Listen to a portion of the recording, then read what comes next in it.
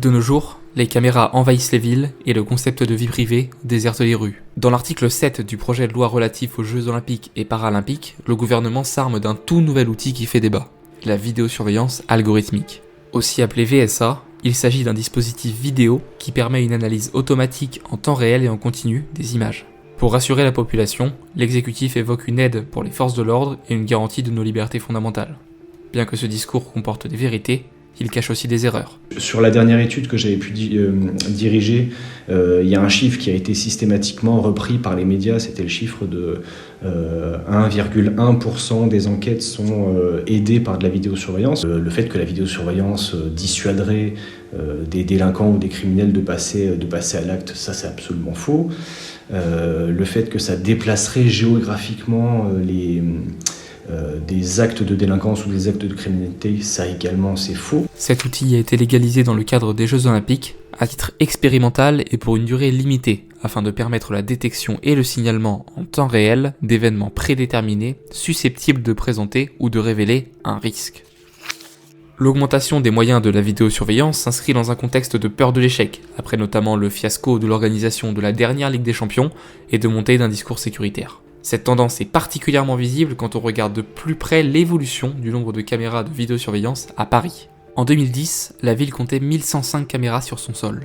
En 2015, ce chiffre passe à 1144, soit une augmentation de 39 caméras. Toujours 5 ans plus tard, c'est pas moins de 2618 caméras qui ont été installées, portant le nombre de caméras totales dans la capitale à 3762. Cela représente plus d'une caméra installée par jour. À l'horizon 2026 et avec les annonces pour les Jeux Olympiques, Paris sera équipé de plus de 4500 caméras. Cette loi, votée en avril 2023, pose de nombreuses questions éthiques. Nous avons interrogé 3 experts à ce sujet. La croyance de la vidéosurveillance apporte de la sécurité. Elle est avérée depuis quasiment le début. La vidéosurveillance, lorsqu'on est un acteur public, un élu national, un élu local, on va vous dire que c'est un plus en sécurité et c'est un discours, c'est une instrumentalisation politique d'un outil en réalité, parce qu'il ne se base jamais sur la réalité, le concret du terrain. Le savoir scientifique vient bien démontrer que cette croyance n'est pas avérée. Les grands événements sportifs sont toujours des grands moments de normalisation de ce type de technologie. En plus, dans le contexte effectivement de la Ligue des Champions et de cette finale qui s'est quand même très mal passée, cette croyance qu'une technologie comme la vidéosurveillance intelligente aurait pu empêcher les événements de se dérouler tels qu'ils se sont déroulés.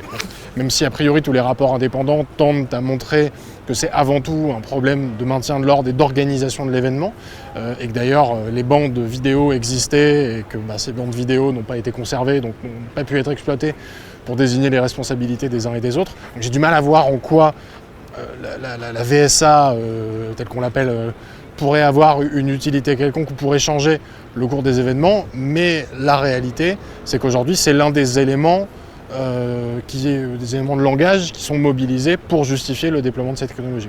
Dans une partie de la classe politique française, il y a cette impression d'inefficacité de la vidéosurveillance qui pourrait être améliorée grâce à la technologie.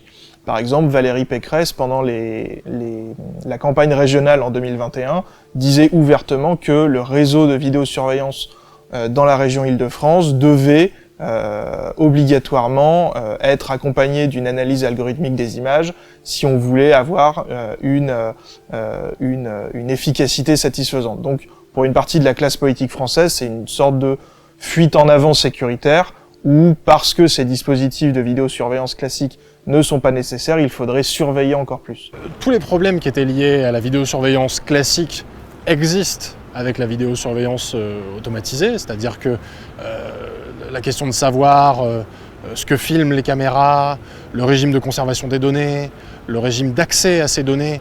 La vidéosurveillance algorithmique, et d'ailleurs la vidéosurveillance classique aussi, est une atteinte non seulement au droit à la vie privée, au droit à la protection des données personnelles, mais aussi à la liberté d'expression. Quand vous savez surveiller, vous allez modifier vos comportements. Sociologiquement, c'est ce qui s'appelle le chilling effect. Parfois, c'est traduit par effet de refroidissement. Ça a été particulièrement documenté. Sociologiquement, c'est admis. Une personne qui se sait surveiller va essayer de rentrer dans la norme. On est dans tous les cas sur une porte qui s'ouvre de plus en plus vers des solutions qui sont de plus en plus intrusives. Je trouve qu'on ne s'alarme pas suffisamment du potentiel intrusif de cette technologie-là qui vient d'être avalisée au moins dans un cadre expérimental. On a beaucoup parlé, notamment avec la période du Covid, de l'acceptabilité sociale d'un certain nombre de dispositifs, de technologies. Là, ça se passe exactement de la même façon. C'est-à-dire que cette période d'expérimentation est là pour fabriquer du consentement.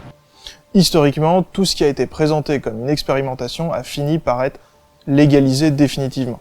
L'étiquette de l'expérimentation, c'est une manière de faire passer la pilule. C'est la première étape vers la reconnaissance faciale.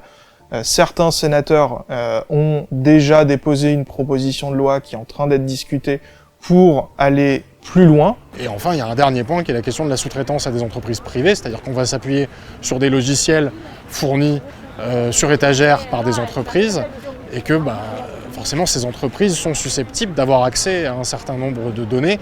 Et on a quand même suffisamment d'exemples sur ces dernières années pour montrer que les industriels de la surveillance ne sont pas toujours les premiers à respecter le droit.